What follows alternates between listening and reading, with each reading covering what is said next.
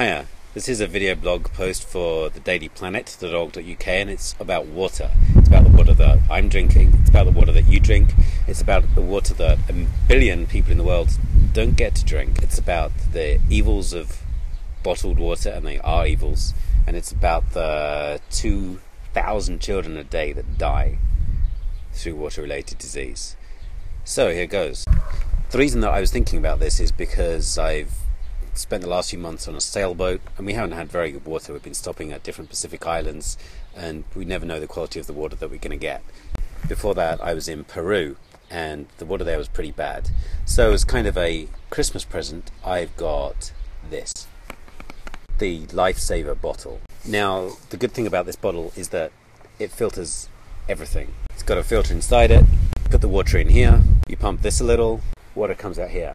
Woo! And this water has now been filtered for viruses, for bacteria, for protozoan cysts, for everything.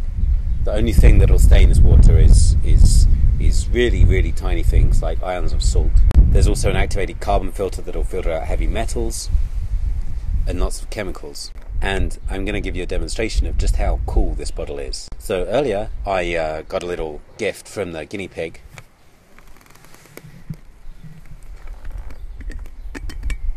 And now we have some dirty water. Basically, it's shit water, basically. Let me just filter it a little. Cafe! So now I'm going to pour this disgusting shit water into this bottle.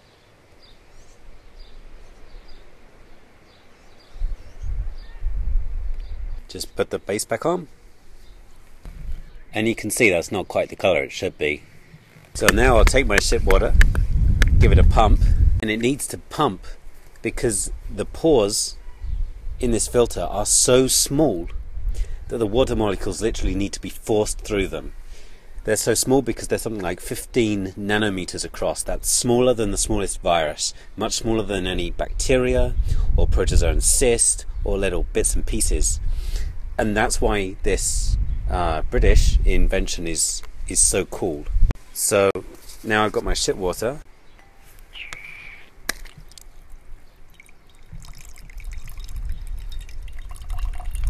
Yeah, there you go.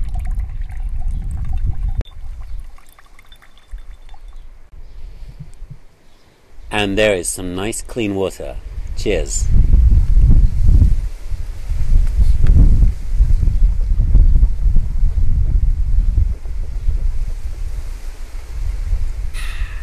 So, of course, for me, this doesn't really matter. You know, I'm in New Zealand. I can just go to the kitchen and get fresh water out the tap, pretty much.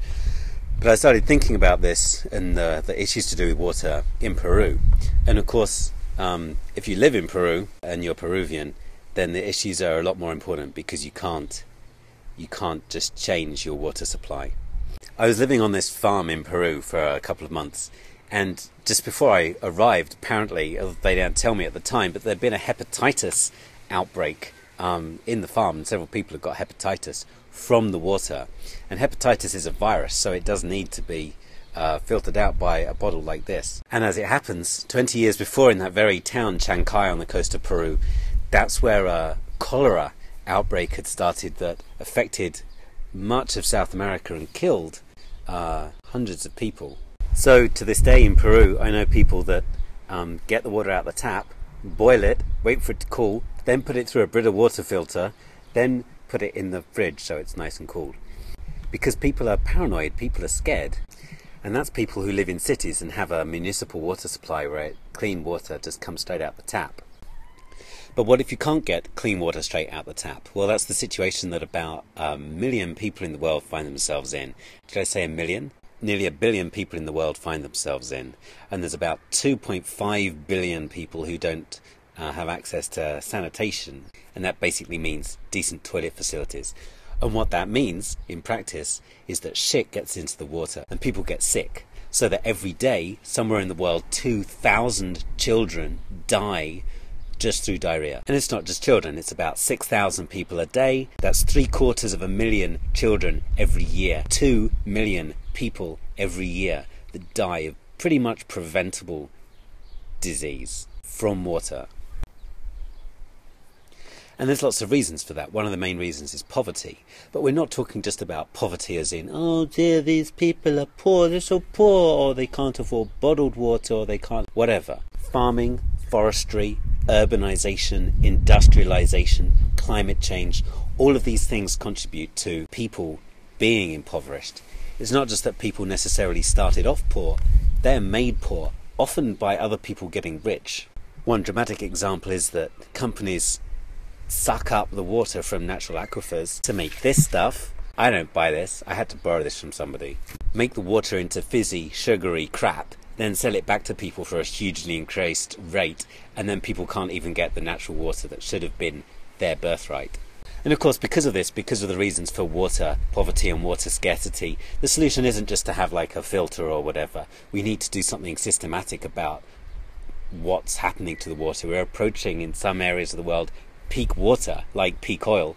It's running out. In some places this is a non-renewable resource, or we're extracting it to the point where it can't renew itself, that the water cycle isn't going to work anymore because we've just taken too much. So I don't want to pretend that the solution is just to filter some dirty water that people have around.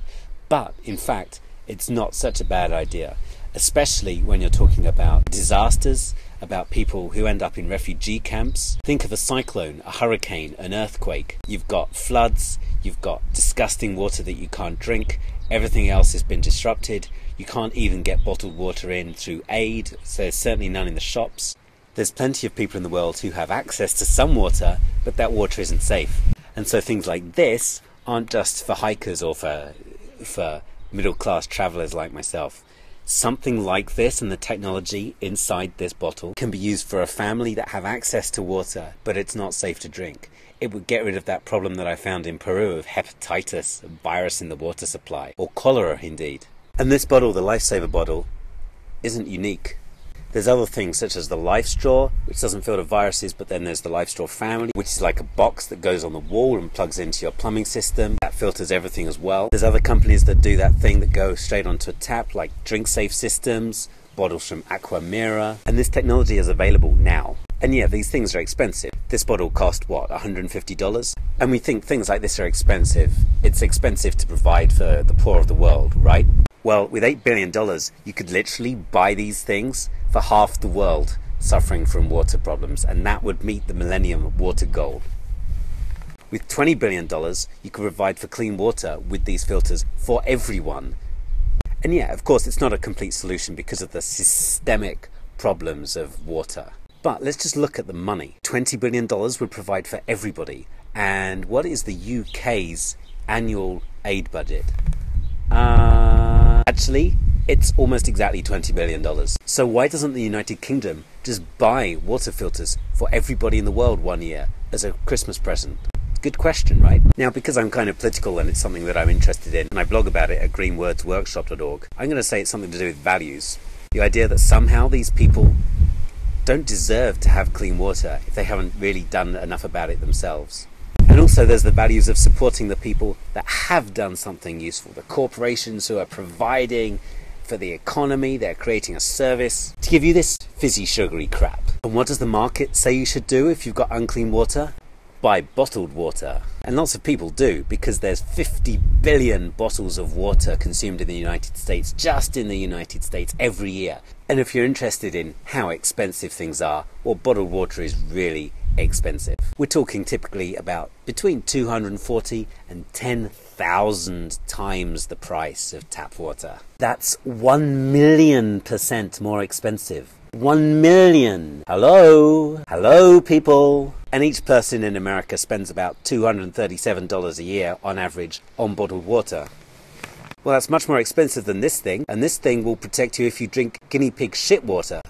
And of course, there's really nothing superior about bottled water. There's a company literally at the end of the road of where my parents live in southeast London, Coca-Cola Schweppes. There's a bottling plant. They take the municipal London tap water and they put it into bottles of Dasani mineral water.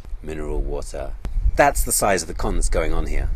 Meanwhile, within 10 years' time, there'll be 1.8 billion people living in absolute water scarcity. And I haven't even mentioned the fact that bottled water is a complete environmental disaster. the extraction, the transport, the packaging, the disposal. So I'll tell you the next thing I'm going to do today. I'm going to go to Bryn Mawr Rotary Club of South Wales and send them a cheque for £10 to send a life straw to Kenya. I'm never going to buy bottled water again if I can possibly help it. And I'm going to quite happily drink my guinea pig shit water. Now, even if I didn't have this bottle, it probably wouldn't make a big difference to me if I go to India and I get norovirus or some other stomach bug. Plenty of people in the UK and the US get that. It's not limited to India. But for plenty of people in the world, this is a serious issue. A really serious issue. A life and death issue. And especially when the stakes are so high and the reasons for water scarcity are so clear, and it would actually be so cheap for governments to do something about it on a global scale. It makes you think a bit harder about where the water you're drinking is actually coming from. Cheers.